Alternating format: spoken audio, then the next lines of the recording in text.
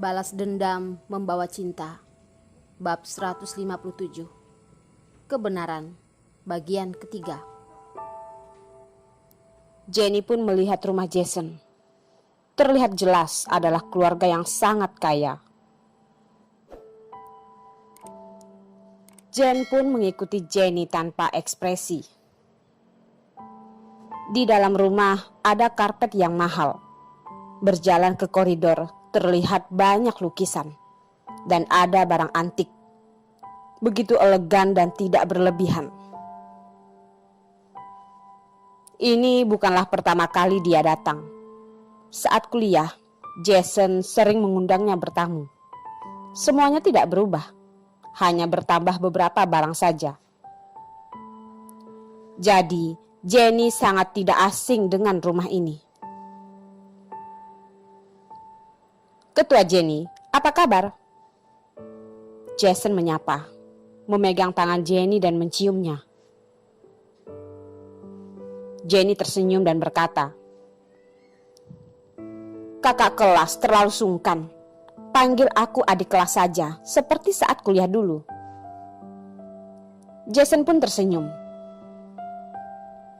Jen berkata di telinga Jenny dan pergi. Jason menyuruh pengurus rumah mengikutinya. Dia pun dengan cepat pergi. Jason pun membawa Jenny ke ruang bukunya. "Halo Nona, apa yang bisa aku bantu?" Pengurus rumah bertanya pada Zen. Zen seperti biasa, tidak ada ekspresi. Suaranya sangat dingin. "Maaf, di mana toilet?" "Ikut denganku." Pengurus rumah pun mempersilahkannya. Jason memberikan sebuah ruangan tersendiri untuk toilet tamu. Di sini ada jendela, bisa keluar. Memikirkan peta rumah ini, Zen dengan cepat mengetahui posisinya sekarang. Jika tidak salah, Nicole ada di rumah ini. Itu di lantai 3. Zen dengan cepat memanjat keluar dan langsung memanjat ke lantai 3. Jenny pernah berkata, keluarga Douglas sangat mementingkan rahasia pribadi. Jadi di rumah itu tidak ada CCTV. Dan yang harus dia hindari adalah pengawal yang ada di ruangan. Waktunya sangat terbatas. Tujuannya kali ini adalah menemukan Nicole. Di lantai 2 juga ada pengawal. Zen pun membungkukkan badan. Dengan cepat menyelidiki kamar itu. Tapi tidak ada orang. Di lantai 3 juga ada pengawal.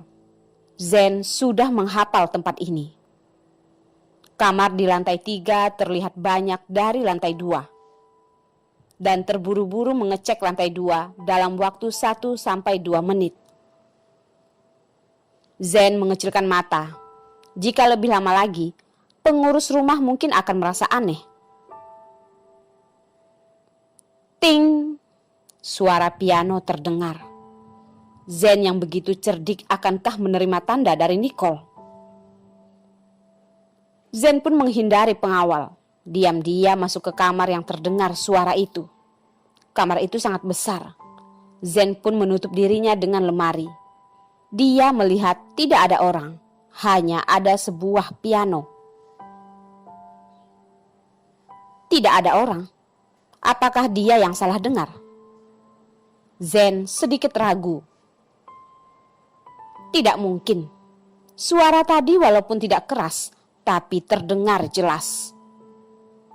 Zen pun berjalan menuju piano. Jendela tidak tertutup. Ada angin yang meniup. Terlihat sinar matahari yang menyinari ke dalam dan meninggalkan bayangan. Itu adalah Nicole. Zen melihat ada bayangan putih di sebelah piano. Itu adalah bayangan Nicole. Zen pun dengan cepat memapah Nicole. Dia terlihat begitu tidak bertenaga. Tatapannya sangat lemah. Kelopak matanya setengah terbuka. Memaksa dirinya untuk membuka matanya. Nicole melihat Zen dan berkata, Dion tidak mati. Begitu berkata, darah pun mengalir dan gigi Nicole yang putih pun terlihat darah. Apa yang terjadi? Zen pun terkejut. Dia tidak pernah berpikir Nicole akan seperti ini. Zen tidak berani berpikir lagi. Aku diberi obat penenang. Kalian hati-hati. Setelah berkata, Nicole pun tertidur. Zen dengan hati-hati mengelap darah Nicole. Dia memapahnya di ranjang dan menyelimutinya. Melihat dia tertidur, dia pun mengerutkan dahi, seperti tidurnya tidak tenang. Kekuatan obat itu sangatlah kuat. Nicole bisa bertahan beberapa menit, sangatlah tidak mudah.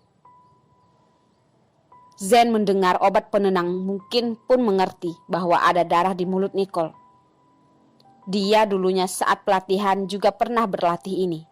Saat itu sangatlah sulit. Dia juga lebih menahan rasa sakit pun menyakiti dirinya agar bisa tetap sadar. Dan barusan Nicole sedang menahan obat penenang agar otaknya tetap sadar. Zen tidak pernah mengagumi orang. Nicole adalah satu-satunya. Dia itu memang sangat hebat.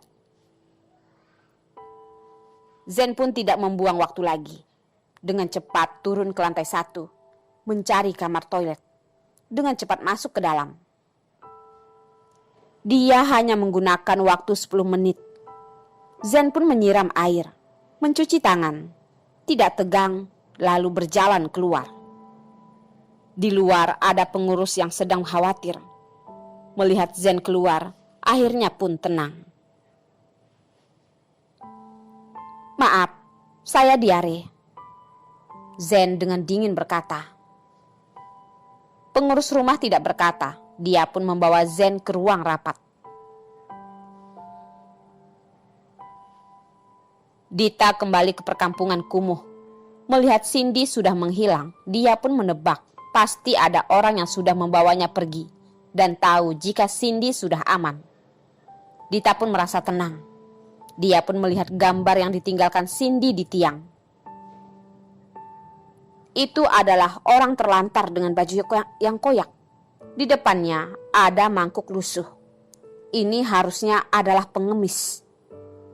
Dita melihat luar jendela. Di Amerika ini mengartikan pria terlantar. Cindy ingin mengatakan apa? Dita tahu bahwa Cindy pasti tidak akan meninggalkannya begitu saja.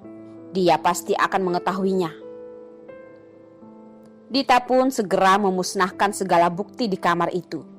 Tidak tergesa-gesa, dia pun datang ke hadapan pria terlantar itu, mengeluarkan uang dan memberikan padanya. Pria itu melihat Dita adalah seorang wanita pun dengan cepat mengambil uang dan berlari pergi. Dan orang di sekitar melihat dia adalah wanita Asia pun tidak menghiraukan. Dompet seorang wanita di perkampungan kumuh pastinya tidak berisi banyak. Ini mungkin yang dipikirkan orang-orang. Dita pun menjerit. Stop, stop. Pria itu pun hanya berlari dan berbelok ke gang kecil. Ada sebuah tangan yang menyuruh Dita berhenti dan menariknya ke samping. Dengan cepat memasukkannya ke dalam mobil yang kumuh. Dita pun terkejut dengan semua ini. Melihat Cindy yang tersenyum, dia pun merasa tenang. Kamu benar-benar mengejutkanku. Aku kira dirampok, ucap Dita sesak. Cindy memberikannya air.